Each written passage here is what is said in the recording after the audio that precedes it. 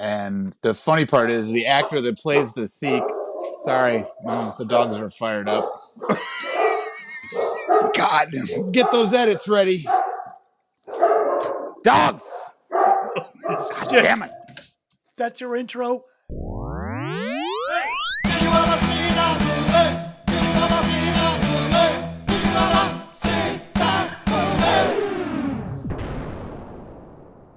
Welcome to Hey, did you ever see that movie? I'm your host, Dez, and as always, I'm joined by my luscious little co-host, Lynn. Well, I'd love to tell you what a monster you are, but I have to help Bin Laden's nephew buy a co-op on Park Ave.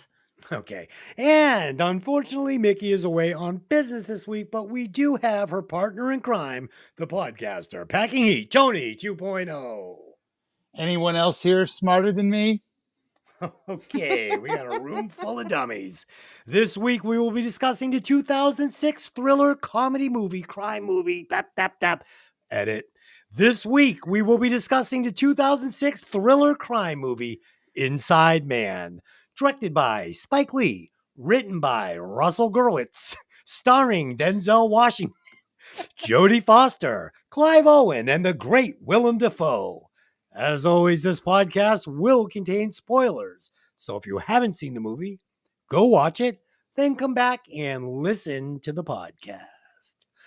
All right, guys, listen. I know we have a little thing going between us, you the listeners, me the dickwad. I know I've been getting on ya about the likes and the subscriptions. Please, I'm begging you. If you like this show even a little bit, just a little bit, if you even like it just a little bit, and you just want to help us get out of the basement. There are 150 episodes. Just help us get out of the basement. Still not 150. Oh, no one cares. Just pause the podcast right now and just put your little finger that I love so much, your beautiful little finger, just put it on the like button. Just like it on YouTube. Just like it on YouTube. Des, what do the kids say? Smash that like button. God damn it. There it is. Come on. All right, let's go. What is wrong with you people? Oh, sorry. I got fired. It's Sunday. There's football on. Let's go. All right. So there it is. Let's do some opening thoughts on this one. So Inside Man, I am a big Denzel Washington fan. I think I've probably seen every movie he's done. Liked them all. Never seen a Denzel movie I didn't like. But I had never seen this one, strangely enough. I'm also a huge Willem Dafoe fan. Streets of Fire, check that out. Probably his best role in my opinion. That's a lie. He's good in that movie. And of course, Jodie Foster, amazing. So big fan of all these actors, but never seen the movie. Question is, was it any good? Let's find out, Lynn. Had you ever seen Inside Man before preparing for the podcast? I had never seen this. I don't even think I even knew it existed. Okay. And Tony, you picked the movie, so are you very familiar with it or something you've seen once? Or I did, and you know what? Weirdly, it's one of those, like, was on cable and you saw half or a part or a piece and you were intrigued, but it was the kind of thing where it's a fairly long film, and it's one of those movies, if you're not concentrating, you're going to miss out on important, part and parcel of what the script is about. So I wanted to just sit down and give it a straight shot through. Love the cast, love the script and some of the impetus.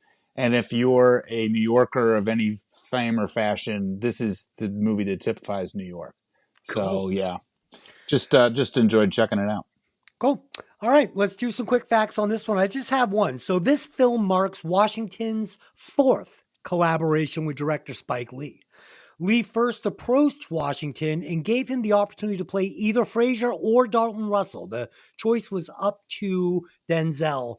Denzel turned down the latter and wanted to play Washington. And his concern was the character's disguise. He didn't want to wear a mask through the whole movie playing Dalton Russell. So there you go. That's my fact. Lynn, you got anything on this one?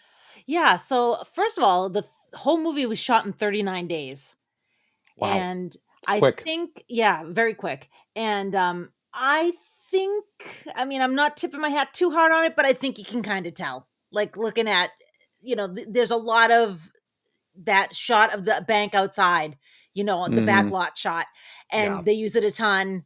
And I mean, I get why. It's a hostage situation. They're not going to be traveling all over the city, but We'll get into it. yeah. And then the other thing was that the coffee shop discussion with the Sikh, that a lot of that was ad lib, including the line about, "I bet you can get a cab, though." Yeah. So that was an ad lib line. It's funny. He had Spike Lee laughing out loud because he didn't know the line was coming. Yeah. And it ruined the shot. And he couldn't believe it. It's the funniest thing ever. Honestly, too, I think Spike Lee was the right man for the job because it's very New York centric. Spike does all his films in New York. And, he pays homage, I think, to the city itself. The edifice of the building, like Dylan said, is used, ad nauseum, and it's an homage to New York kind of skyline and architecture, and that's kind of what it exudes. So I saw also it differently. too, did you? Oh, there you go. I did. I think it's also a really nice tip of the cap to Dog Day Afternoon, because it's even mentioned in the movie. What is this, Dog Day Afternoon? Come on, everybody's But it's the kind of thing where that was actually based on a real bank robbery a couple years prior. This is obviously completely fictional. But. Yeah, I mean, a lot of movies that are shot that are, showing off the city, Boondock Saints, Departed, I can think of different, movies, San Francisco movies with Dirty Harry. Oh sure, Bullet, the chase scene in Bullet. These movies feel huge. It feels like the world is so big. They're taking you through these cities. This just feels like this doesn't feel like New York. This feels like Hollywood backlot to me. Like I'm not getting the gritty streets of New York here. Well, but help me. You've been to 20. First of all, 20 Exchange Street. They do a good job. It's not even a two-way street. No, don't get me wrong. They play it tightly. Yeah, no, I mean, I got the location, but it's like New York City's the biggest city in the world, and this doesn't feel like the biggest city in the world. It feels like, you know what I mean? I got you. Yeah, I got you. It's just kind of, maybe even started off with a chopper overfly of like the whole city, just to let me know where I am and how big it is, because we're going to compress this down into one block. It's like, right. Well, you get a few scenes when we meet Mr. Case, our friend there. Yeah. And, we're walking by the East River, and we're going to certain spots, and you are. But you don't. Yeah, you're right. The bank is tight, and I think that's also for an effect that it's a very unique bank because a lot of it is subterranean. You know what I mean? The vaults are underground. The offices are underground. First of all, too, have you ever been in a bank where there's only one way in and one way out? Never. No. I mean, they're like, it's a tactical nightmare. I'm like, what kind of fucking bank is this? Was this guy drunk when he designed it? Holy shit. They wouldn't let you do it these days because you need to have different exits, fire escapes. Even though the building is a monument to marble and it's fucking gorgeous. I mean, now they build banks and they're built out of popsicle sticks and drywall, but... neither here nor there, banks are now, it's all like about popsicle sticks and drywall, like a extra 3-foot wall room in a bank. Okay. Let's basically put together with the exact same thing. That's correct, sir. Very good. All right. Let's do a box office on this. With a budget of $45 million and a box office gross of $184 million, this movie was considered a huge success.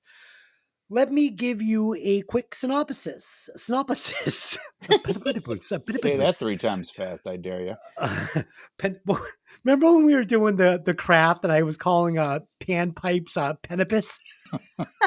Why is it always a phallic reference with you, bro? Come on. I don't know. All right, let me give you a synopsis. A police detective, a bank robber, and a high-powered broker enter high-stakes negotiations after the criminal's brilliant heist spirals into a hostage situation. I'm not sure that's the movie I saw.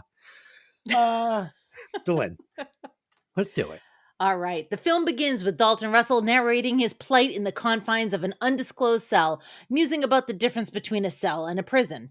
Shortly afterwards, he begins in narration to describe the perfect plan for a bank robbery. The robbery begins in flashback as robbers, dressed as painters and utilizing aliases under variants of the name Steve, enter a bank, disable the security cameras, and seize control. All customers and bank employees are herded into the basement where they're forced to surrender their keys and cell phones and change into painter uniforms and face masks, identical to the robbers. The hostages are locked into several rooms. Periodically, the robbers rotate them through, putting themselves in place of hostages at various points. I love this because it creates a ton of confusion. But also in this thing here is the scene where the bank manager or whatever he is tries to fool around and say he doesn't have his phone, and the guy beats the bag out of him. And the best part is the phone rings and it's Gold Digger by Kanye. You gotta love that. Yeah. That's a great ringtone, bro. Perfect for a bank manager. Well, especially like a white dude, like a super straight-laced white dude. It exactly. Who's trying to pull a fast one on a really smart crook? Not a good idea. Yeah, totally. I even love that. I love that shot too because it's dramatic where he walks in and you can tell he's angry and you can see him through the frosted glass. And then when he's beating the guy, it's almost like they're watching it directly because the frosted glass does nothing to, inhibit the view. So it sets the tone for all of the poor hostages. Like, boy, we best not screw around because these cats they're for real. Yes. Yeah. So I did appreciate the opening scene with Dalton Russell letting me, the viewer, know that I needed to pay attention because if I didn't, I was going to miss important plot points. So immediately I'm like, all right, this is not going to be a check your phone type movie. Unfortunately, partially due to the brutally slow pacing of the movie and the ambiguous storytelling, I had trouble following the storyline and understanding the twists, and specifically the twist ending. This felt like Spike Lee wanted to deliver a storyline similar to The Usual Suspects with the flash forwards, flashbacks, but it missed the mark, and especially the ending. I definitely did not have that super fun aha moment, like with the Kobayashi mug where you're like, okay, he's making this up. In fact, I wasn't sure what the twist ending even meant when the movie was over. I was like, what? I don't understand. So this might be the kind of movie that you need to watch multiple times to fully sort out. But for me, once was more than enough. I went back to watch it again. There's no fucking way I'm doing this for another 2 hours. So it just was what it was. So what I like about you, Des, we get it straight, we get it from the hip, and we get it hot and fresh, baby. Wrapped with a bow. It's, it just really, to me, it just smelled like bad storytelling. Now, as a professional painter myself, I can say these guys look sketchy as hell in the beginning. They did not look like a painter crew. They definitely should have raised a red flag for the bank security. I also had a problem with all the flashbacks and flash forwards coupled with way too many characters. I was feeling a bit lost right out of the gate with this movie. Well, one thing that I will say for it is the fact that you were feeling confused might be on purpose because they're trying to confuse you. Of course, and they're trying to confuse. They're trying to confuse the hostages. They're trying to confuse the police, and in doing so, they're going to confuse the viewer. Right, but I was confused during Usual Suspects until about halfway through the movie, and I was having fun, and then they finally let me in on the fucking secret. And this movie just never did that. I think that even in the shooting of the film, if you notice in the interviews that they flash back to with all of the people, some of which are actual victims and some of which are crooks as victims, it's not shot in black and white. If you look at it, it's hazy and it's shades of gray, and it's almost like they're flipping you off going, if you're not paying attention now, this is the clue to know that we're going to give you this on purpose. And you're gonna have to, kind of focus in because it's hard to tell what's going on. So yeah, that's a contrast to every scene that Jodie Foster is in, where everything is fucking razor sharp. You know what I mean? Right. Yeah. Like even her skin tone. I've never seen her tan. In this movie, she is tan. Usually, she has very pasty alabaster skin. Not to say that that's unattractive, but it's the idea that in this movie, because she is definitely playing a role, she is to the nines, baby. You know what I mean? She is. Oh yeah, she's like a shark. She's a shark. Oh yeah, and one that never stops eating. You know what I mean? She's constantly taking a bite out of somebody. Yeah, I have a problem with her character, and it's not the way she acts it, because I think Jodie Foster is probably one of the strongest points of this movie. Her acting, absolutely. Unfortunately, the character is not written properly, and we'll get into that as we go on. Just curiously, if I can interject, apparently there was a laundry list of people for that role of Madeline. Marcia Cross, Jennifer Love Hewitt, Jennifer Connelly, Kate Hudson, Jennifer Jason Leigh, somebody named Rachel Nichols, I've never heard of, and Rachel Lee Cook, whoever she is. A couple of them were committed to other projects, and a couple of them just said no. Rachel Lee Cook was in that movie She's All That with Freddie Prinze Jr. That was her. Yeah. Wow. Well, that would have been a really big jog to the left because that was more of a fun romantic comedy thing, as I recall. And this is not that whatsoever. At all. No. Yeah. Without Jodie Foster and Denzel Washington, this movie is fucking this movie would have fallen flat on its face. Unwatchable. Exactly. Yeah. All right. Meanwhile, the police surround the bank. Detectives Keith Frazier and Bill Mitchell introduce themselves to Captain Darius and briefly discuss the situation. Russell demands that the police provide food, and they provide pizzas with electronic bugs in the boxes. They overhear conversations in a foreign language and eventually identify it as Albanian. They discover, however, that the conversations are in fact propaganda recordings of deceased Albanian communist leader, implying that the robbers knew or guessed at the attempted surveillance. After being informed of the robbery in progress, Arthur Case, chairman of the board of directors and founder of the bank, hires fixer Madeline White to try to arrange for the contents of his safe deposit box at the bank to remain secret. White meets with the mayor, then manipulates Frazier to let her talk to Russell. Mentioning the special interest she wants to protect, she persuades Russell to let her enter the bank to talk. When White requests access to the safety deposit box, Russell shows her a document bearing a swastika symbol, suggesting that Case received money, enough to fund his bank, from the Nazis during World War II for unspecified services that resulted in Jewish deaths.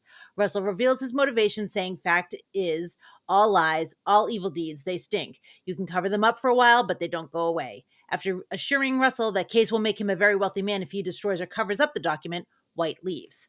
There's no way that this woman would have going to get to the bank. I don't care if she's friends with the mayor. Like, I don't think it's happening. Well, gee, I don't know, Dylan. Have you seen the headlines in New York papers as of late? The current mayor is under federal investigation. The current chief of police just retired on 1 day's notice. And 3 or 4 of the people that work for him are under federal indictment as well. Yeah. So let's just say that New York has had a long and checkered history of corruption, be it politically or in policing. Fair. My point being is that I think that you could remove Jodie Foster from this movie. And not that I want you to, because I liked her in it. But I think you could remove her character from this movie and it wouldn't have changed the movie at all.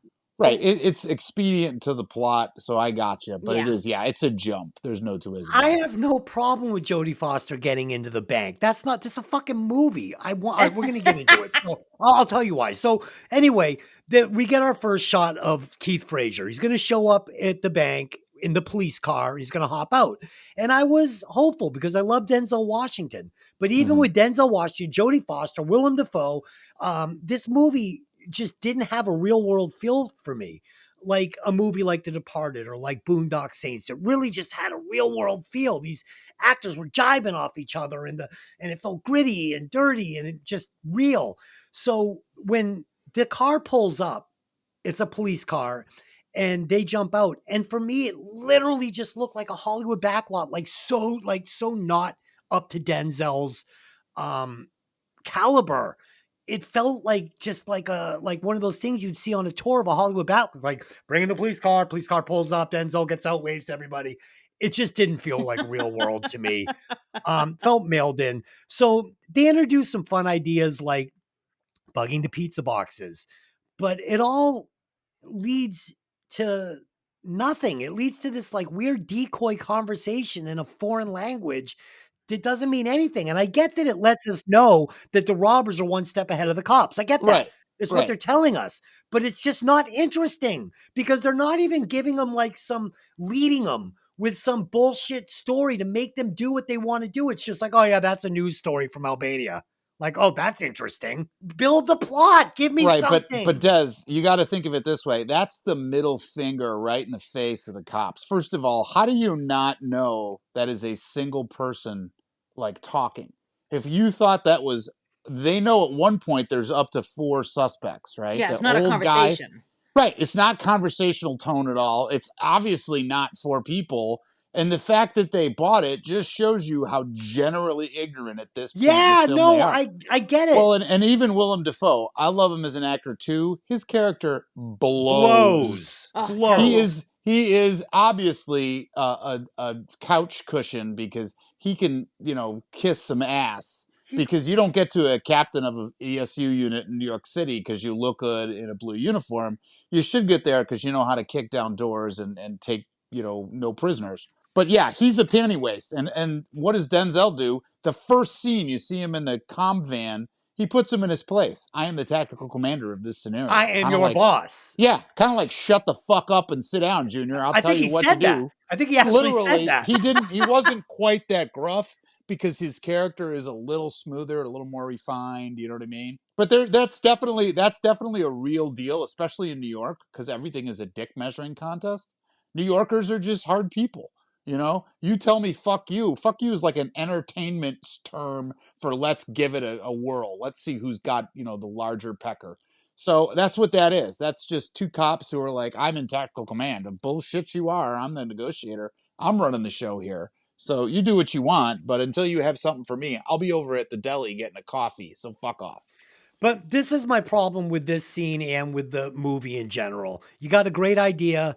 They fooled the cops. The cops think they're listening to legit conversation, and these bank robbers aren't going to use it to their advantage to make them play chess to say, we're going to make the cops do this. They think they're listening to legit conversation. We're going to send them on a wild goose chase, or we're going to make them do that. None of that. The plot is nothing. It's just a fucking news story. But you don't know at that point because you realize later that what they're doing is stalling because they're busy digging a hole. So why not have the fucking the guy's wife say, oh yeah, they're saying that they've got 5 more guys coming with a tactical vehicle that's going to approach from this area, and now the police break away to another part of the city to try and head this off, and it thins them out. I'm just saying, like, give me more. This isn't enough for what you're introducing. You're introducing a bug. You're introducing a pizza box. You're making me tell the police believe it, and they're not using it. These thieves are not using it. So why even introduce it? At the very least, give me a conversation in Albanian. Yes, anything. Between a man and a woman and another man, and it's just a conversation that's going on, and it's from a movie or something. No, it would have to be something to put these police off the scent. But why? It doesn't need to be any of that. All it needs to be is a big middle finger in their face where they have to sit and spin and figure out. First of all, they don't even know what language it is. No. So what do? They call in a Russian speaker who identifies it as both not Russian and not Polish. And then they have to figure out these motherfucking mopes don't even know where Albania is on a map. So they have to go back and try to call the consulate. I'll put it this way. I think the key is established early when they figure out that the van that was stolen with the painters in it is called Perfectly Planned Painting. Right. That's the ironic twist of this is a perfectly planned bank job, and your dumbasses haven't gotten through 25 minutes of this movie to even figure out who we are or what we're here for, much less how to foil us. Yeah. So they do, it is a slow burn. There's no two ways about it, Des. I know where you're coming from because you're thinking like Dirty Harry style action. This is not that movie. You know what I mean? I just don't want lazy fucking storytelling. And that's all that was. He couldn't come up with anything better. It just wasn't good. I think that it is what it is because this is a concept where bank robbery is a generalization. The idea is they want something from the safe deposit box, but it's not money. Right. Yeah, it's kind of like if you remember the movie The In-Laws, right? They're in the armored car and the guy goes, fuck this. There's nothing but money here. Because they don't want to steal the money. They want to steal the engraving plates that make money because money is once you use it, it's gone. But the plates mean you can make money until the cows come home. Same thing in this movie. His goal isn't to touch money. It's just to get the dirt on this guy that will supposedly guarantee We find out they don't have guns. Why not have the conversation saying something like, if they don't do what we say, we're going to start shooting fucking hostages and throwing them out one at a time, as if the police aren't listening. So they know now, oh my God, these guys are serious. Well, why would you bother to put that in a foreign language? You can tell them that in English. You know what I mean? No, but because maybe they think they're trying to code it. I don't know. Just there's nothing there. Anyway, okay. So let's get to Jodie Foster. I love the character. It kind of mirrors Harvey Keitel's character, Winston the Wolf from Pulp Fiction. She's the fixer. Yeah. It's the cleaner, right? Only problem is she doesn't fucking fix anything. She basically says, I can't fix this. Wait till you get blackmailed and then pay for the evidence. And the difference there too is because Clive Owen's character won't take bait. right? I know. She sets every trap. She throws money at him. She tries to ensure his quote unquote freedom. He's not having it because you know what?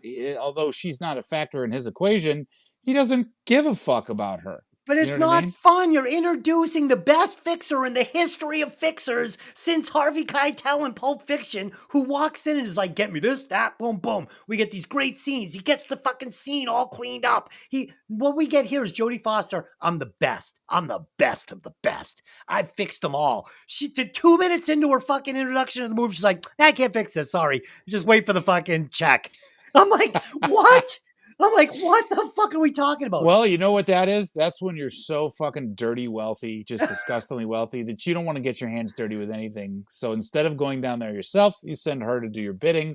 And she does accomplish a few things because she leans on the mayor. She gets the mayor to agree to this stuff. And she goes into that bank and has a conversation with the bad guy to the point where she at least gets her into the means, kind of, if you will. And the best part is she knows exactly why he's there because they've narrowed it down. Once she ends up telling Frazier what's going on, he's now in the loop, right? He understands that this was never a fucking bank robbery. About halfway through, where the movie kind of shifts focus because he's now in the loop, if you will, of what the fuck is really going on here, right? Yeah, It's purported as a bank robbery, but there's no bank robbery involved. We're stealing one guy's shit and it's just dirt on him because he is disgustingly wealthy and powerful. Yeah, I don't know. It's just, once again, you're introducing something that could be very interesting and could be a lot of fun. Could be a character like the wolf in there where you just love it. He gets 5 minutes in that movie and it's like amazing. This just goes nowhere. He's almost the same guy because he never gets his hands dirty. Exactly. He tells Jules and what's his name, Yeah. Travolta, what to do because they're the ones doing all the work. He's just directing the band. And it's so much fun. And you just don't get that here. It's like she could have been anything. She could have been a hostage negotiator. It could have been anything. She could have worked for the police department. Like, why introduce her as this like super fucking natural fixer? Well, I think that's a New York City thing where you only get that group of people if you even call it a job. I mean, she's probably an attorney per se, right? She probably went to law school. But she basically just runs in those circles where she meets the rich and famous and powerful. Yeah. And she, I won't say extorts, but let's just say she plies her trade for favors and or, back rubs and whatever. You pat me on the back, I'll pat you on the back. You come to my fundraiser, I'll ask you for a favor down the way, or I'll contribute to your political campaign, whatever it is. Right. So I got you. Yeah. And the worst part too, they build up early in the movie like a good psychological plot, right? When in this scene where he takes all their keys and cell phones, logical. Then he has them stripped down to their underwear. Obviously, no one's going to fight you if they are like self-conscious and nervous and shit in a brick because they don't really know what's going on. I mean, you see what happened to the Sikh guy. They took his turban off. The dude just about had a nervous breakdown because of his religious beliefs. And that's what they're doing. They're breaking everybody down to their lowest common mental denominator. All the women are hyper conscious. Most of the men are embarrassed. You know what I mean? It's just, it's a masterful stroke on the idea that, the one guy who does decide to fight back, it turns out later, is one of our bad guys. Yeah, one of the sad things, though, is, the guy you're talking about with the turban, he delivers one of the best performances in the movie. Yeah, he's great.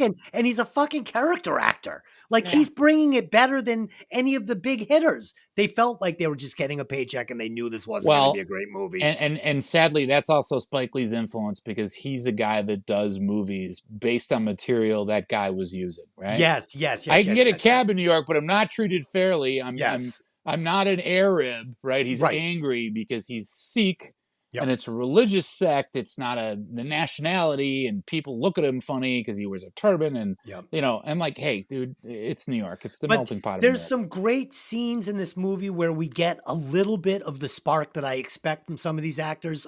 One of them is when they're questioning this guy in the diner, the sheet, and it's a great scene. And then we're also going to get this scene where Denzel is questioning hostages, and like the old lady. All right, so you can go, but did you do it?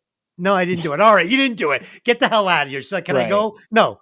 No, you can't go. Well, and honestly, too, that's a seasoned cop who Yeah. knows that the levity in that scene releases all the nervous anxiety Yes. and tension, and she's a hot mess walking, and she then begins laughing along because she knows she's getting a little played, and you see her face just drop out, and she's like, I can laugh again. Yeah, but You for know what I that mean? All moment, that hairy tension is gone. for that moment though, it felt like he kind of put down this stiff script and his kind of rigid acting performance and fell back into that charming Denzel Right. that really appeals to me on screen. Like he was really Sure. coming across as that. And it's funny because we were talking about how the diner scene was also kind of ad-libbed, and you kind of got that again there, where it started feeling like that real world Denzel thing where he's charming my socks off.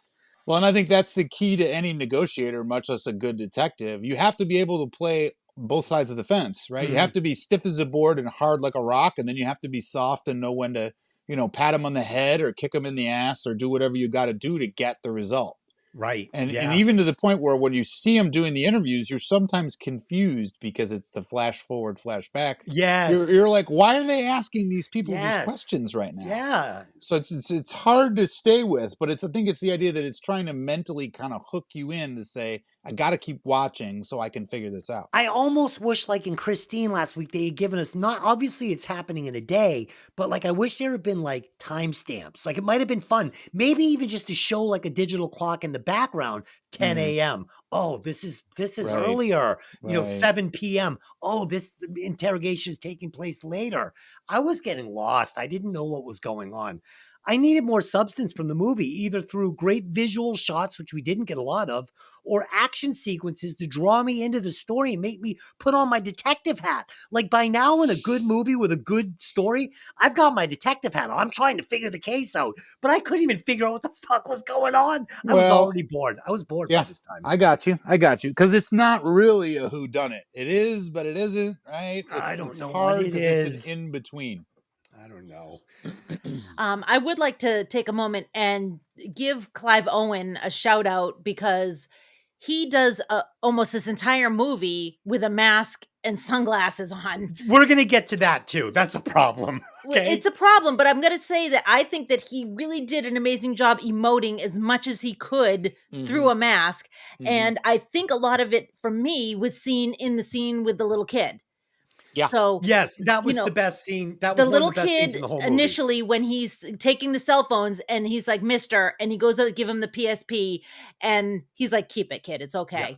So then later on, he's playing the game in the vault because they've separated him for whatever reason. And they have like a nice little interaction. I also thought it was interesting that the video game was completely made up. It was an animation. And it was Spike Lee asked friends of his to make this animation point out the ridiculousness of gangster rap and its obsession with violence. So I think it kind of was poking fun at what's the Grand Theft Auto. Grand Theft Auto, yeah, thank absolutely. you. Which now has like 7 versions. Yeah, of it, 6 is coming out. Okay. But the whole point was that it was supposed to be gangster rap and the violence that they seem to be so obsessed with in that scene. Sure. So that was kind of his point behind that. But also really thought that Clive Owen was doing a really good job, all things considered. Yeah. I think his character has the best zingers in the movie. He's obviously being portrayed as a guy with, above average intelligence, not only for the plan of this heist, for lack of another term, but in his interactions. You know what I mean? He's always he's playing 3-dimensional chess. He's not on 1 dimension on a board. So I found the character to be extremely poorly flushed out. This isn't like the head of a gang that we got like in Die Hard, for instance. Well, here's the thing: we don't know the reason. Well, but I'm going to tell you the reason. But let me tell you the problem with the character. So we're going to find out there's no guns. We're going to get into that later. We need to talk about it now. But what we're going to see is he's being portrayed as he's not a bad guy. He's actually kind of a Robin Hood, if you will, right? He's going to bring down these people that have, stolen from the poor to better themselves. But he's going to keep all the proceeds. So I don't know about Robin Hood. Yeah, he's taking those diamonds. He's not sharing. Yeah. Right. But he has the moment with the child. They're painting this guy to be a good guy. that's Yeah, trying to that do is true. something with basic moral, with a moral message Integrity. behind it, even though he's Yeah. going to make a little money off it. But then he's going to take this banker into his office and almost beat him to death with his bare hands for not telling him that he brought a phone. So like the character is just, it's very convoluted. It doesn't make sense. Right, but Des, what does he say to him right before that? But He it doesn't. puts the gun right to his cheek and says, "I will like blow your head off," or Of whatever course. it was. My difference is he's not a killer, right? So He what does he almost do? killed the guy though. But he has to beat the dude down because otherwise it's just an empty threat. And he doesn't almost kill the guy. The guy is standing and is at the He beats police him- station at he the end. beats him He beats savagely. him. He fucking kicks his ass, but Yeah, unfortunately too, in this kind of whole pretext, if you're not willing to put some foot to ass, everyone in that building will run over you. Remember the one lady that says, "I'm not taking my clothes off." Yeah. Right? And you know what? That's a New Yorker. Fuck you. I've been through 9/11. I've the World Trade Center bombing. I've killed a cockroach the size of my foot with no shoes on. I'm not going to put up with your But bullshit. then don't introduce these ideas like with the kid where he's like showing you these big softy. How about we have one of the female gang members in there saying, "Hey, it's okay, honey. You're gonna be okay. You're gonna get home tonight." Well, and then I think he comes in. I think the key with Clive Owen's character is that he's more than just one dimension. He's not just an automaton who's there to rob the bank, get the loot, get in the getaway car, and drive away. He's playing long game because he has a real plan. This isn't just, stick him up, I'll put a gun in your face, you'll shit yourself, and then I'll leave. But you know what I mean? gang is so boring and faceless and characterless and personalityless. Like to give the woman that scene with the child and like the motherly energy, and then maybe have Clive Owen come in and say, "Hey, we can't be fucking doing this with these people." I got you. The key there is that think about it. Later on, when they're describing who's who and they're doing the interviews, they're like, even when we had a suspect that may get fleshed out, 2 or 3 other people say he was in the room with me the whole time. You know what I mean? So Yeah. even the of the 4 of them, Clive Owen is really the only guy who's never portrayed as a victim as well as a doer. Right. Because he's the guy leading the band, right? Not only right. that, but he sticks out because he's got to be the leader. Not only that, but he sets the tone with everything. Everybody else is a minion, you know what I mean? And then they flip-flop back between, are you a victim? Are you a bad guy? Are you a victim? Are you a bad guy? And I think that's really well thought out to the idea that when they walk out and everybody gets grouped, put on the ground and cuffed and they're yelling and screaming. Shot with bullets, rubber bullets. Well, and you know the deal too. I've been hit with those foam rounds. They're not the end of the world. But anyway, I'm going to go there. Long and the short of the point, you give a carpenter a hammer, he's going to hit everything he sees because that's what he does. You know what I mean? Right. So it's more to the idea of it's a straight line script because of the way it's built up.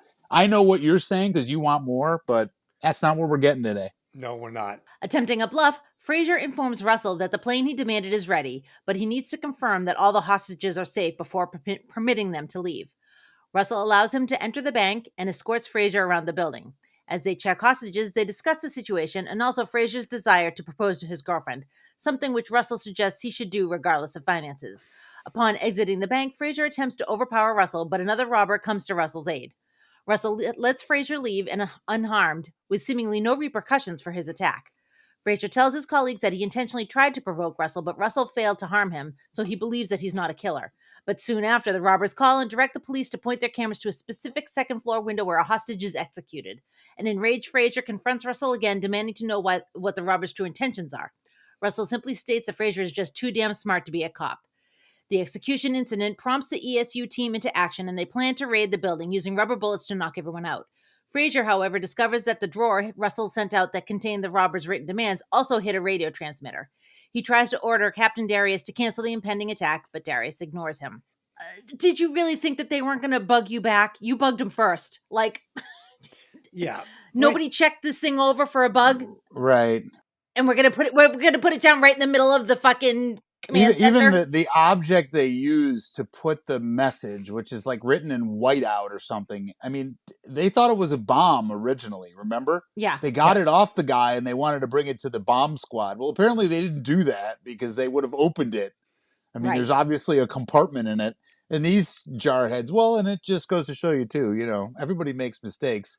These guys took it as, oh, it's just a message, so it's harmless. And sure enough, it wasn't. But Yeah. I mean, we get this scene here, though, where, he tries to pull Russell down. And then he goes out and he says, this guy's not a killer. I know this. He's not a killer. And we're being sold that Fraser's this great detective. That's what they're telling me. So he's going to come out and tell his boys he's not a killer. I tested him. So I know this. 2 seconds later, he's going to shoot the guy on the little grainy camera. And Fraser's going to go, oh, I guess he is a killer. I had it wrong. But he's super smart. Like, no. Like, now you have to question this.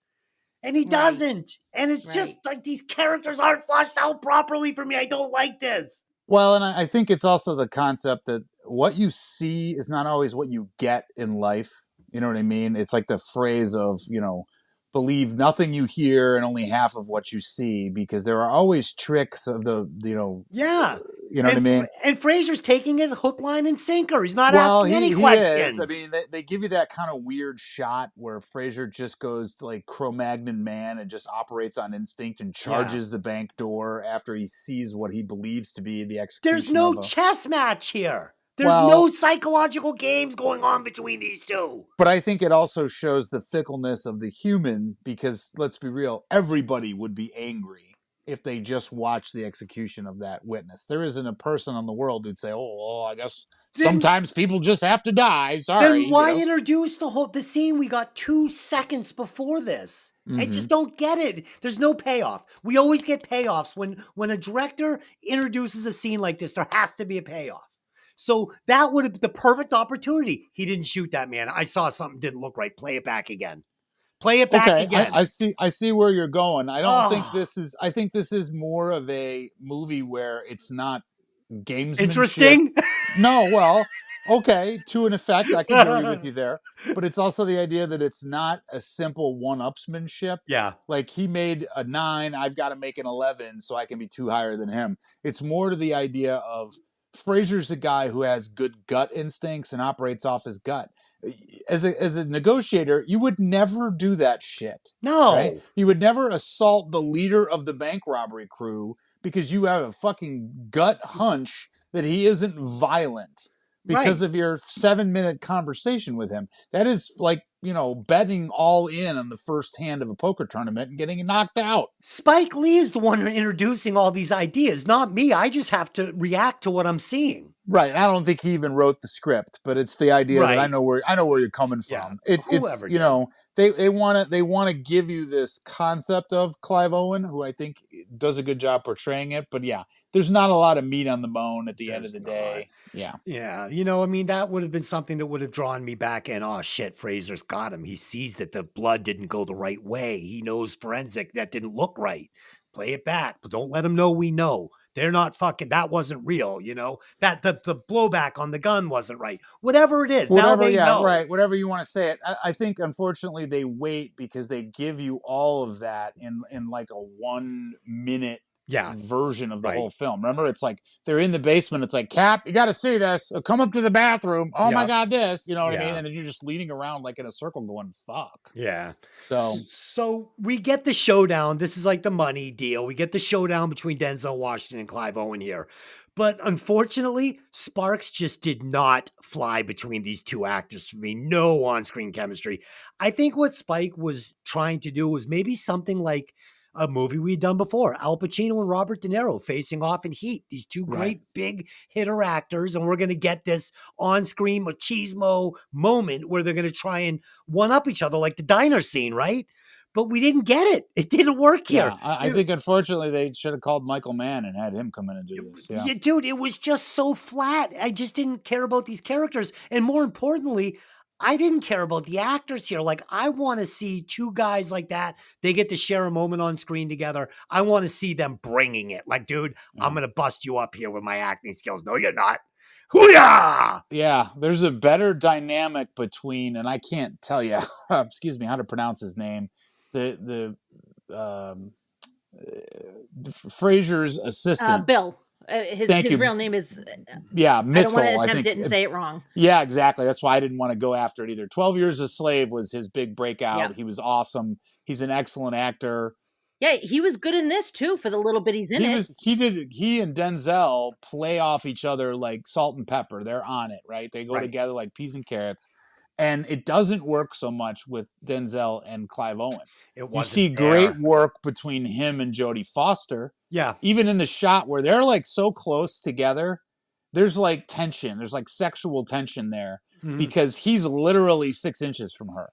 Oh yeah. And that's not how you speak to people. And it's done shot darkly with the window. You He's know what I mean? in her personal space. Oh yeah, for yeah. sure. And he's doing it on purpose because he wants to stomp on her shit and she's not gonna take it from him, but she's also not gonna show her cards to him. So he's just trying to extract as much information as he can. That's really his role in this whole movie. He's got to make something out of nothing because nobody in this film is telling him what is actually fucking happening. He's not telling us. Not telling us what is Right. Well, actually good happening point. either. That's the other key. You're right. They're not telling us because they're going to say, fuck you, keep watching. Your ass got to wait till the end. There was no on-screen chemistry going on just in general. Just in general. Yeah, there were actors. moments between certain characters, but overall, it did lack a lot of what could have been there. Dude, this is such a polarizing movie. I listen to tons of movie podcasts because that's why I have one, because I love them. I listen There you to go. work. I've listened to podcasts where it's my favorite movie of all times. I watch this movie fucking 10 times a year. And I've heard ones where they're like, this is just a complete train wreck. So this is one of those movies, polarizing. Either you love it or you don't. I don't think there's too many in-betweens.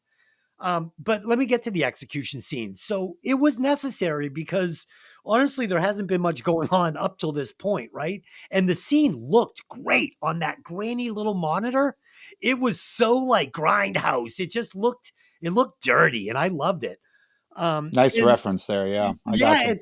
And the scene also gets the best callback in the movie because we get the aha moment where we realize, oh, fuck, they don't have any real guns. Spoiler alert. So we actually get a setup and a payoff here. It's one of the only ones in the movie. And I really needed it at this point. I think you're absolutely hitting a nail on the head from either love it or hate it. And it's even to the idea of love might be tough. I appreciated it, but it's got, like every film, you've got to believe there's certain things that aren't realistic. It is what it is. But, for the most part, I think the idea that what they're trying to carry off is a little stodgy, but it does get through the point. Tony, you just jarred a little thought in my head, though. You were saying you got it. I think the problem with this was they didn't give me that stuff that I had to stretch my imagination to believe. They didn't give me those little scenarios that felt like Hollywood writing, like clever. This felt more like real, like what it would have been like if you were there, like, all right, get some coffee and some donuts. Too real, damn it. Get rid of this. Like there was just nothing exciting about it. It's like, all right, well, send Johnny out for some coffees and we'll wait it out, I guess. It was just a foreign conversation. It meant, honey, keep going. Well, and you know what, too? There's a lot of subtle kind of left-handed compliments, even to the point where the female cop inside the comms truck is saying, we got to get pizza because I can't bug sandwiches. And Clive Owen later says, next time you send me food, damn it, send sandwiches. Like he knows that's in the playbook and he's fucking flipping you off going, you assholes aren't getting any more on me. You're sending sandwiches, so you won't have any bugs in the goddamn chow. Right. You know what I mean? Right. But it's the kind of thing where you have to appreciate that for what it is because it's so, it goes over your head in a heartbeat if you're not really getting it. You're not catching it.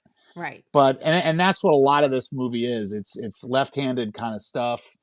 Even when Frasier insults someone, he's that guy that he'll tell you to go to hell, but he'll make you look forward to the trip.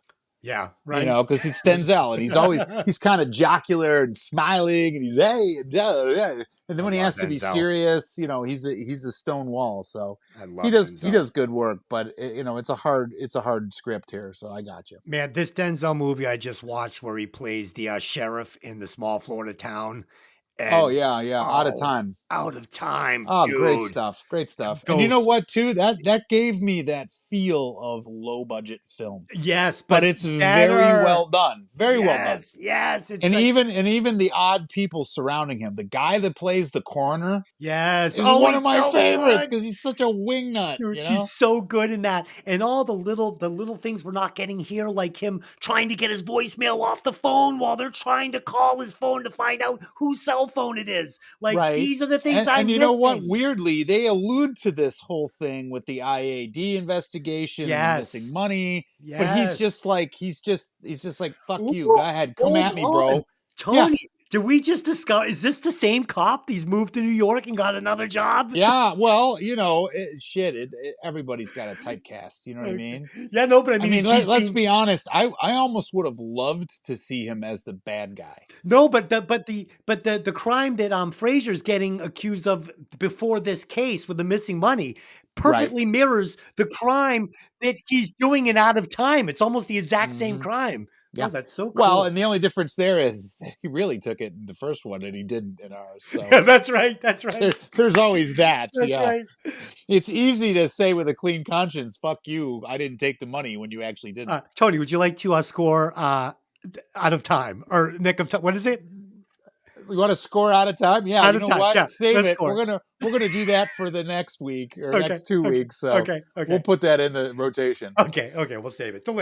She looks like she's gonna die. She's like, "Will you two?" Yeah, the look on her face is priceless right now. He's like, "Shut the fuck up."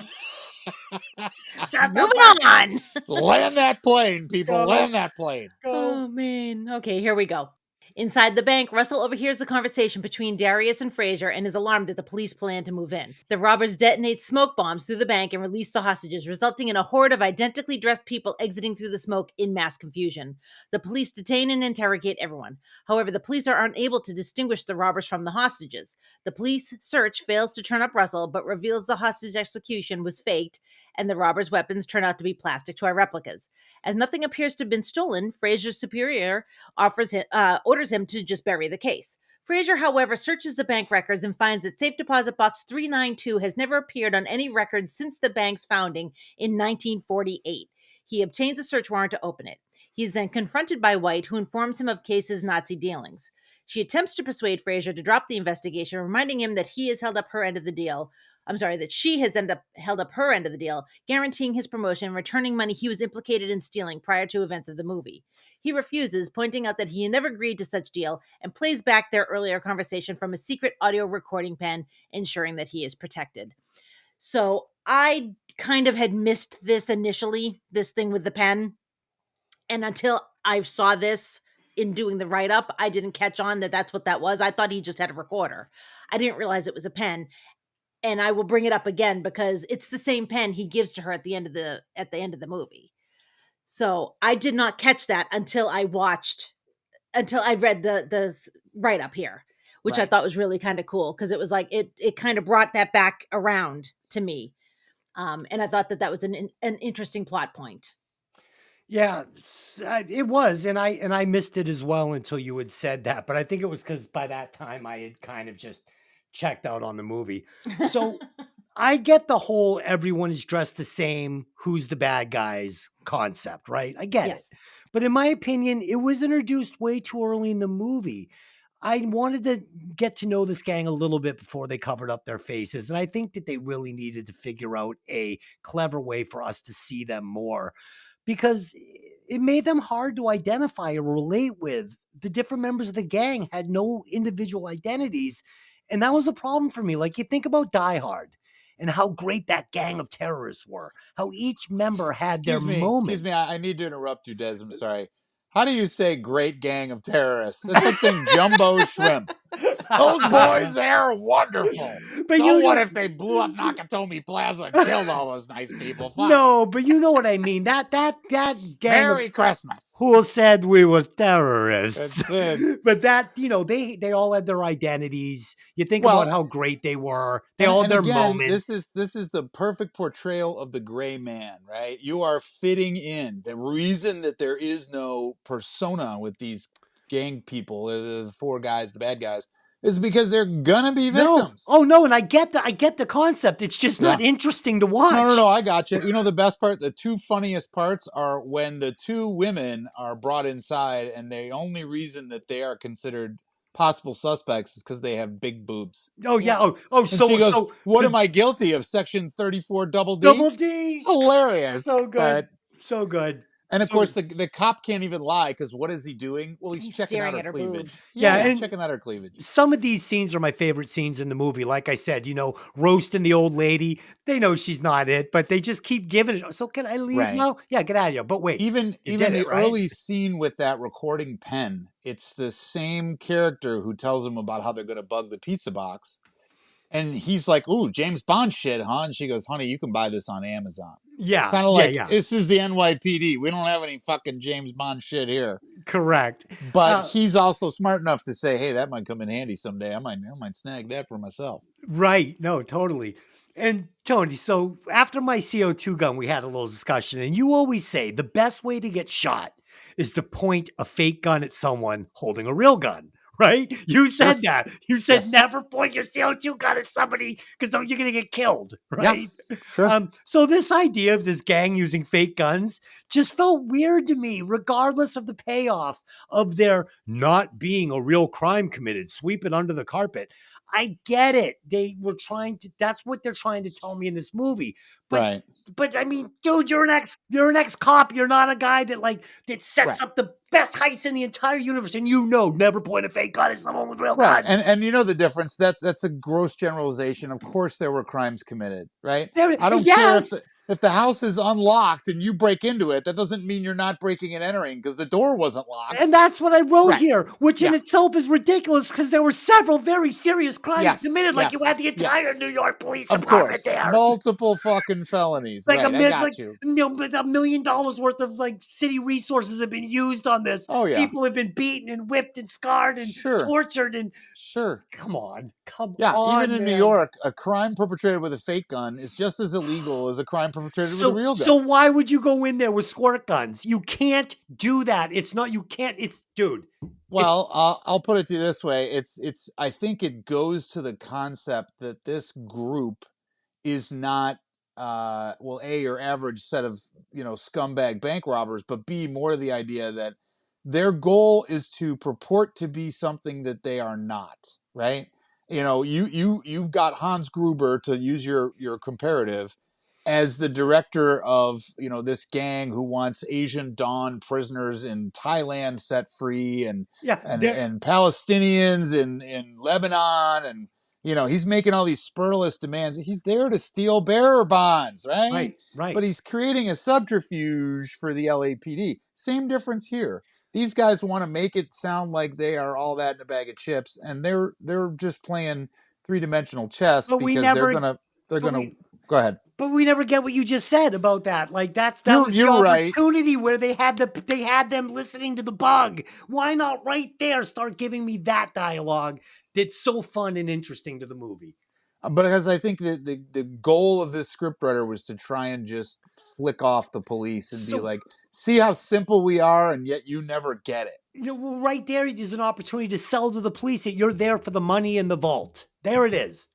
We just figured out what the fucking the Hungarian language message should have been. Two people talking about how we're going to get this money out of the vault. There it is.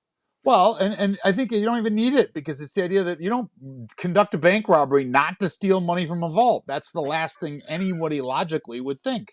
Right. So I got you. I know where you're coming from. Right. I think they're just making the police confused, because even when he says to him at one point, "Hey, we got your plane," right? And Clive Owen's like, "Oh, you got my plane, motherfucker!" Like that motherfucker doesn't have a plane for me, because they'll never give me a plane. He knows he's stalling, and he just has to shake the tree and see what falls out by lying to him about getting a plane ready. So when the mayor decides to bring in the fixer, Mrs. White, you don't think that's going to raise a red flag? Like, maybe this isn't just your average bank robbery. If the mayor's trying to shoehorn Mrs. White in there. Oh yeah. And in that repartee with the three of them in the back of the Suburban, where Denzel basically says, "I'm sorry, I'm not catching what you're saying." Kind of like, spell it out for me, because you know what? If this shit blows up in my face, you're going to pin it on me. Like, I fucked it up. Yet I don't know who you are, and I don't know what your goal is. And I got the mayor telling me, but you know what? He's not going to stand tall in front of the people and go, "Oh, I told Detective so-and-so that he should go right ahead and let this woman in and fuck this all up." You know what I mean? So he knows that it's all fucking cattywampus. If you told me that a college student wrote this movie, I'd be like, not bad. He has potential. Okay. You know, like I got you. that's where I would be. I'd be like, pretty good. It's got bones, but so finally in my notes we get this deal between Frasier and White. It just didn't work for me. So now White is fixing Frasier's situation. He's Well, blackmailing her, but she doesn't care. I mean, at this point, this thing has just come completely unraveled. We also never really got enough information about Frasier's last case, where the money wound up in his possession, for this plot point to even matter to me. but it never did, because let's be honest, So it's an why act introduce it? because they want to show that Frasier has this checkered past that can be used against him. But we got that in the first 5 minutes of the movie. Why bring it back now with Mrs. White saying that she's going to Because fix she's it? trying to say that if you don't play ball with me, I'm going to start making allegations. You got to remember too, Des, in politics, you don't have to be wrong. You just have to accuse other people. I Right? get It it. doesn't matter if you're lying or telling the truth. The simple fact that you're the first one to point a finger, 9 times out of 10 means people believe you. But the subplot is just fucking like, I don't got even you. understand what it's doing in the movie. Yeah, She's it's very weirdly interwoven, and it kind of goes in a circle. and she's gone from being the fixer to being now like this, protagonist for fucking for Frasier, and I don't understand like why either one would be in trouble. I mean, Frasier's still working. The past thing seems to be working itself out. I'm confused. I am fucking confused here. I don't get it. I don't get any of it. This is just poor storytelling. I hate it. Okay. Anything else? Anything else? The in this last section? gasp of a desperate man. Like we were talking about how we don't really care about what the bad guys are up to. Like, okay, yeah, they're gonna take the diamonds and they're gonna leave the ring behind, spoiler alert, and take the documents. But why? Like, was Clive Owen's grandmother that lady? Like, there's no why. Right? Why? There's no why. Why? Why do you give a shit?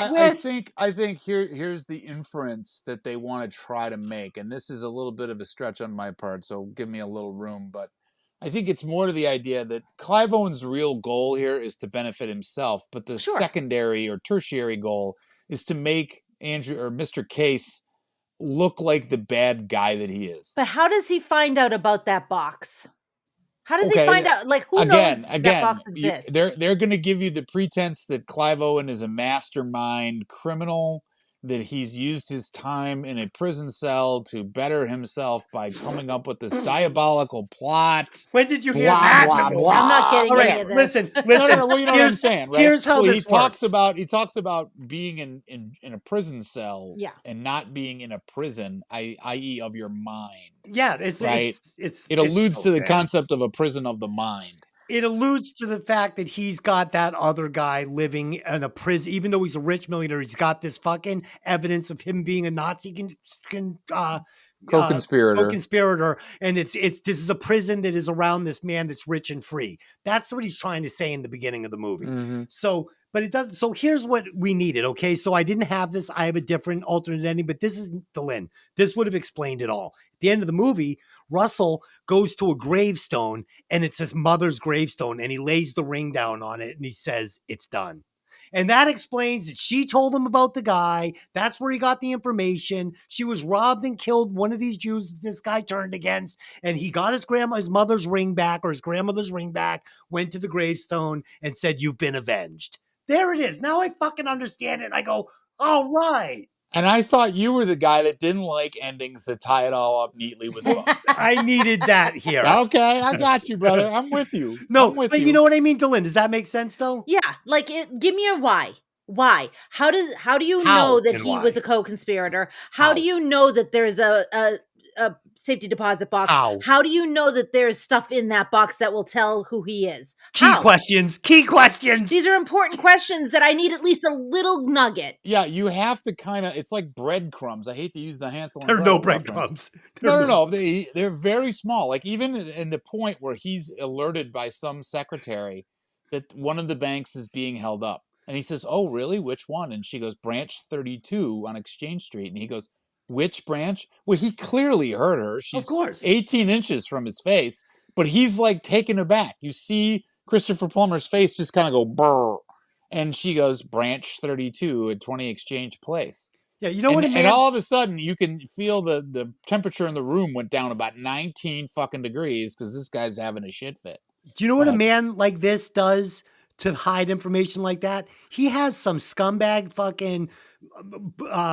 fucking carpenter guy come into his house, and he fucking installs a safe in a wall, has it completely painted over, built over, it doesn't exist anymore, and then he has that guy die in a car accident a week later. Or how about Nobody this? knows. He just pulls out his Bic lighter and he burns the paperwork. There you go, and you melt what the ring the down. fuck do you want to keep that for? I'm sure it's not sentimental value. This movie is a piece of shit. And then he calls in fucking Jodie Foster, who knows everybody, including the mayor, and he's like, "Well, I did some bad things." He did want the best. So there you go. Shit. You know the fucked up part? I love the guy who plays the mayor too, because he never asks any of the probing questions. Dude, other than what do you want? What do I have to get out of it? What, you know what I mean? He doesn't say, well, why do you need to be involved in this? She goes, I need to keep it a secret. And he's like, okay, if you need to keep it a secret.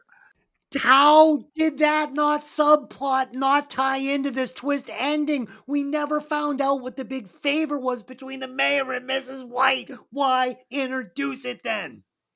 Why? Well, I think that that was her way in. Right. And I think that they do each other favors on a consistent basis. You know what I mean? But if you look at the history of New York mayors, many of them are multiple term people. You know, it's all about reelection. The only reason a politician even talks to people is so he can get their vote to get reelected. He doesn't give a shit.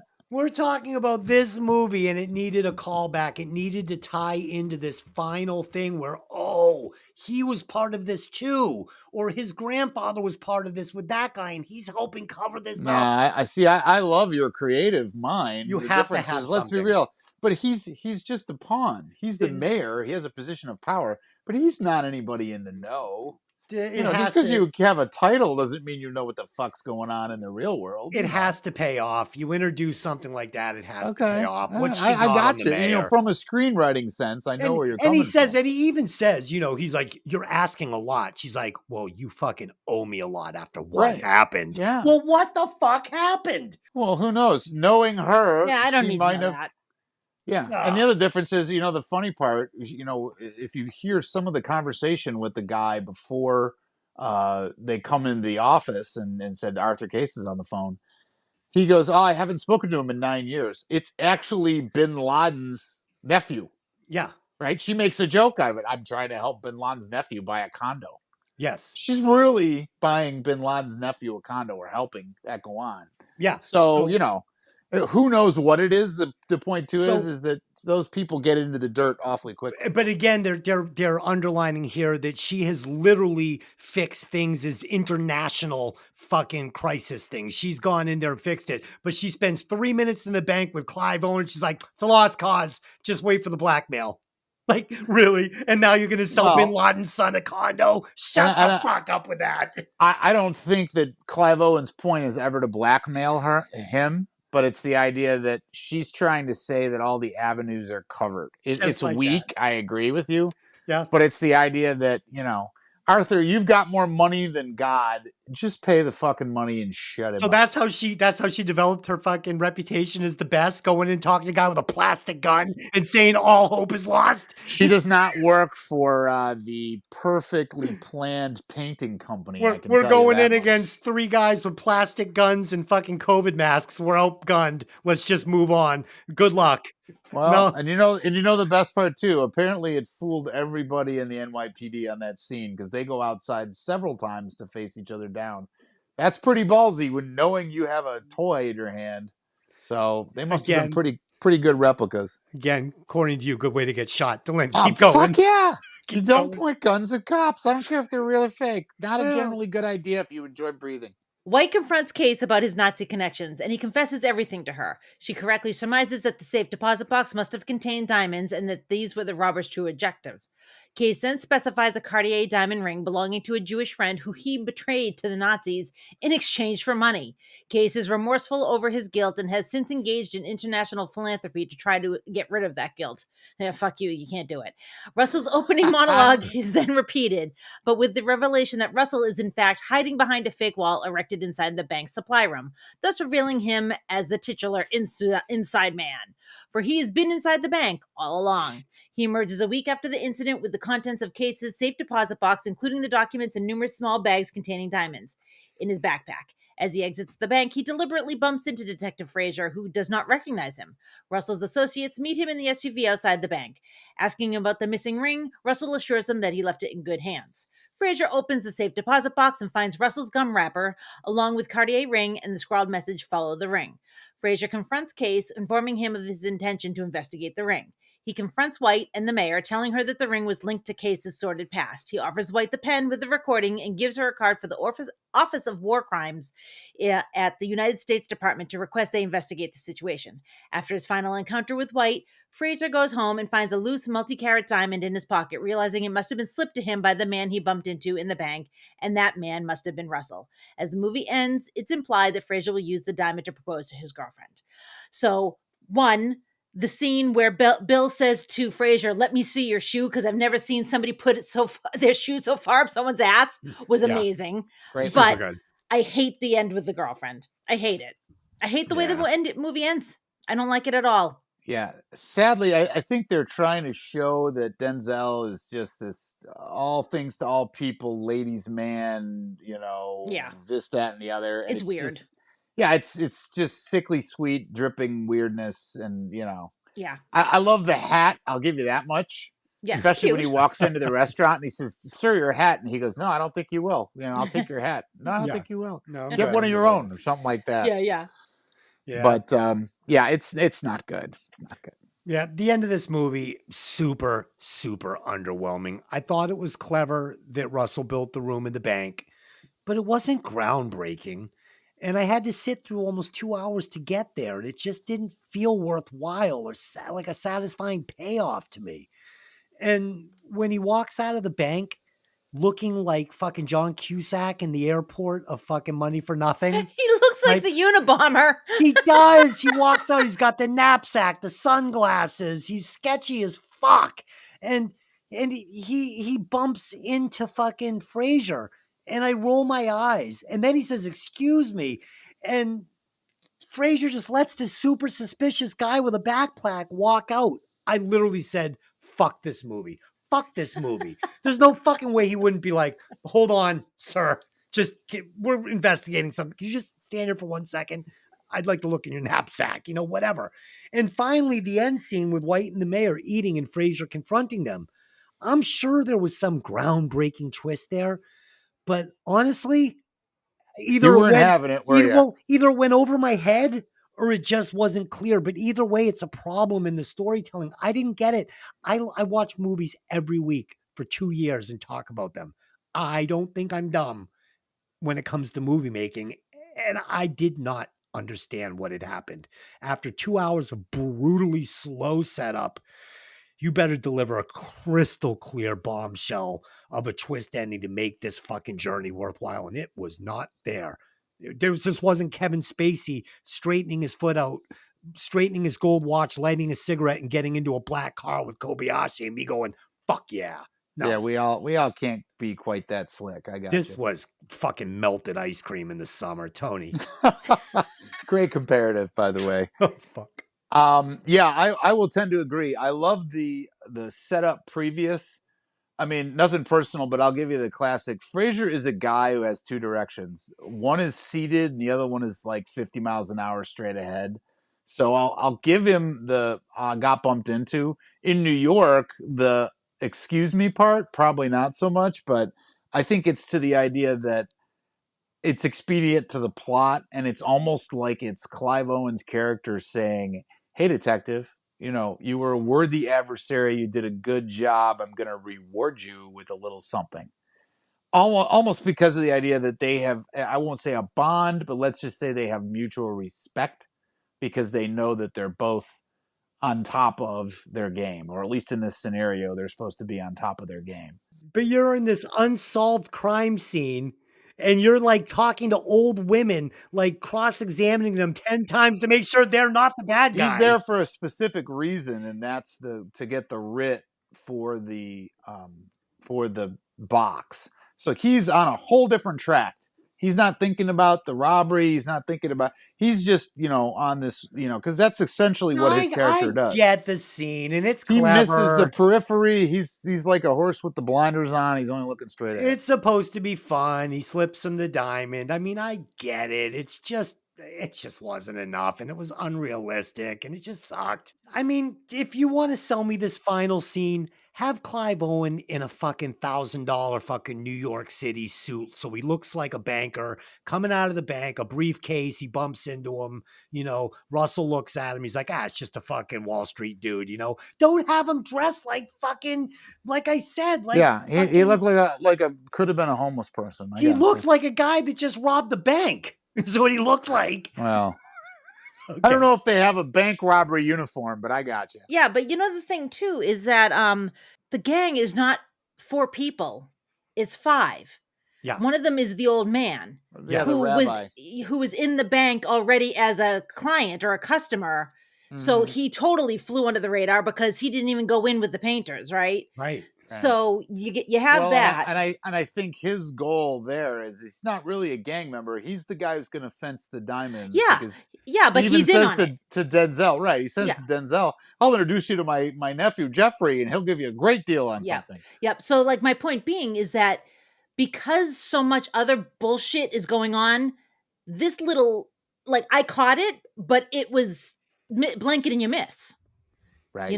So here's a really kind of cool wrinkle that you blink and miss because there's such a dumpster fire going on around. Yeah, and here's the problem. So you had so many opportunities, like with Frazier. Is he a good cop? Is he a bad cop? Is he dirty? Is he not dirty? So he's gonna accept the fake, the stolen diamond. So he's a dirty cop. It's a payoff, whether they let them get away or not. He didn't fucking return it into evidence to break this case. No, you don't necessarily know that. He keeps the diamond. He's a scumbag. So we have these scumbag. Yeah, so we have this opportunity in the beginning of the movie. You're going to introduce this past crime that he might be suspected. Let us know as the viewer that he did it.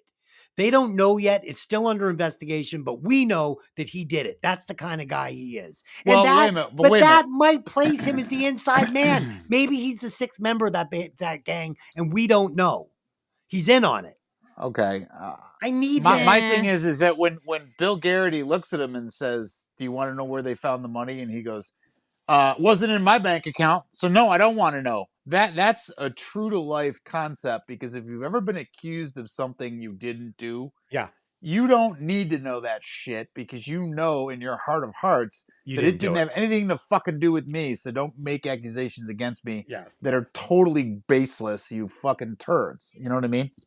I give a little credit to the passing of the diamond between Owen and Denzel Washington, because of the idea that there is some kind of, I don't know, a mutual respect. But I think that, like you said, now it's the idea of it's an ethical test. And my thing too is that, is it nice to have a big wedding and whatever, but if you love this girl, just marry her. Who gives a shit if you're not wealthy? Nobody joins the cops to become exorbitantly wealthy. That shit doesn't happen. So if you want to make Detective First Grade, that's not going to make the difference in your life. Tony, in a 2-hour movie, they did not build that relationship between Frazier and Russell. They did not. It didn't. You're right, but I think the difference too is that this is not a movie of relationship building. You said, that was his way of saying, you were an adversary, and this is your, when we had De Niro going against Al Pacino in Heat, that was legit. Like when he finally said, "I'll shoot you if I have to, I'll kill you." When it came to that, I felt that. I'm like, is he going to do it? They have such respect for each other as two sides of the coin. And I never got that in this movie. Look at Delin. Delin is gone. She's almost halfway out of the room now. I think she might just lay down and take a nap. Holy shit. Guys, I've done did it. That's it. Movie's over, guys. Sorry, you hope that was enough. Okay, let's go to the recasting catch quickly. I would replace Clive Owen with one Russell Crowe. Oh, that's mine. Oh, so we're just saving time then. What are you guys? You're just swapping Aussie for Aussie here? That's Well, bullshit. they called him Russell through the whole damn thing. I kept thinking Russell Crowe through the whole thing. Me too. Tony, recast it. I hate to say this. I'm a Willem Dafoe fan through and through. He sucks a big bag of dicks in this movie. So he's out, and Frank Grillo, Mr. New York himself, is going to be the captain for the ESU team. I love it. And while Jodie Foster is excellent, and I cannot say enough about her, I was in a tie. I thought of this actress named Dawn Olivieri, who most people probably won't know. She was the bad girl lawyer in Yellowstone because she's such a raving bitch. She would have been perfect for Jodie Foster. But I also thought of Lena Headey, who does Game of Thrones. She was Cersei in Game of Thrones. Yeah. Unfortunately, neither one of those actresses would have had much of a script to work with, so they could only take their part so far because they're a little hemmed in by some shitty writing. But it is what it is. As if we'd end the movie like that. Yeah. Let's do the Scooby-Doo ending. Good call. In my ending, we see Fraser getting married, and as he's putting the ring onto his fiance's finger, the FBI storm in and arrest him. The stolen diamond links him to the crime, making him the inside man. Okay, Des, I love you dearly. Don't ever get into screenwriting. Do you know why they didn't take the money and they took the diamonds? Why? Because fucking diamonds are not traceable. Not traceable. That's why we steal no, diamonds. this one had a chip in it. It was cubic zirconia. It was the only one. And from World War II now. World War II cubic zirconia. Okay. Okay, here we go. Let's fucking score this thing. My score actually went down from what I have written down here. Okay, there you go. Obviously, didn't love the movie. I think first Denzel movie I really haven't liked. Pacing sucks, storytelling sucked, vague ending, flat, terrible. My rewatch score is 1.26. That's and I was 179, but I talked it down to a 126. It's not good, people. It's not good. Tony, what do you got? I gave it a solid 2 only because I liked the concept. Unfortunately, when they fleshed it out, or lack thereof, there wasn't enough meat on the bone to give it anything better than that. I think we've been over numerous times the flaws of the film, but I think that it has a great cast. It had excellent potential, and it was innovative in concept. Unfortunately, the devil lies in the details, and here we were lacking big time. Yeah, the great actors is what really knocked it down for me because I expected better. Dylan. I really didn't like it, but there is some decent acting in here. I liked the guy that played Bill. I'm giving them I thought Clive Owen did as good of a job as you can do with a mask on your face through most of the movie.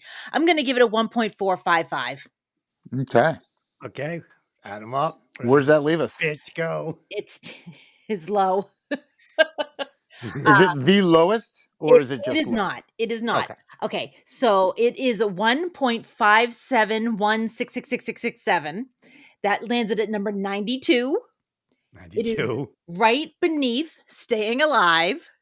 Oh my God, a classic. Right above Streets of Fire. The Willem Dafoe Club. That's right where this movie. No, I think I'd rather watch Streets of Fire. Hey, is Neighbors better than this? Yes. Oh, thank God. Okay. What's the worst movie we've ever done? Urban Cowboy. That is a fucking bullshit call right there. That is fucking bullshit. Urban Cowboy is at number 95 in the worst slot. I think I have to, I bet Mikki gave it a 0. She might have. Okay. So well that's deserved. It. Yeah. So that's it. There you go. The 90 something. 92. 92 spot. There you go. Out of 150. No, it's not 150. Okay. It's close. I'm sorry. We will be back in 2 weeks with Tony and Katie. Katie's returning to the show, and we will be reviewing Josie and the Pussycats. Oh, fun one. Yeah. Movie I have not seen. Oh boy. And on our sister podcast, Violent Vinyl Radio, I'm very excited for this one. We will be breaking down Pretty Boy Floyd's Leather Boys with Electric Toys. Oh boy. So there you go. All right. So until next week, I just have one question for you. Hey, did you ever see that movie? See you next time. Like, comment, subscribe. Leave it.